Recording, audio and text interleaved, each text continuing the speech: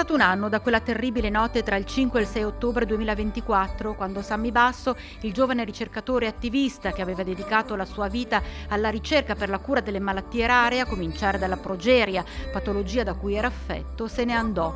Un anno lungo, difficile, soprattutto per le persone che lo avevano conosciuto e amato, per i genitori, Laura e Amerigo, che mai, nonostante l'enorme dolore per la perdita del loro figliuolo, hanno perso di vita l'obiettivo che lo scienziato, scomparso a soli 28 anni, voleva raggiungere. Ma soprattutto hanno tenuto fede alla sua richiesta, vergata nero su bianco su quella indimenticabile lettera letta dal vescovo durante il rito funebre: ricordandomi fate festa.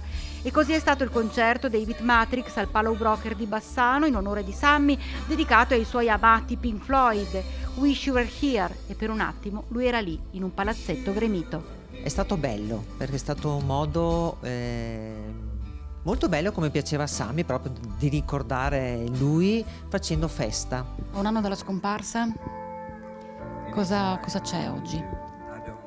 Allora, c'è ancora tanto vuoto qua a casa, quello sì, perché lui riempiva, energia pura, però abbiamo tanto, ci ritorna tanto dell'amore che lui ha dato. Sammy fisicamente non è più qui, però si è creata una grande famiglia d'anima, figli e figlie d'anima, possiamo chiamarle così. Tantissime, veramente. Ci siamo accorti di quante relazioni aveva Sammy e continuava a sostenere, dunque tutte riescono ancora ad ora a sostenerci, a voler essere presenti, a voler continuare a far parte di questa grande famiglia. E questo è veramente un grandissimo aiuto. Se Sammy avesse visto il concerto, cosa avrebbe detto?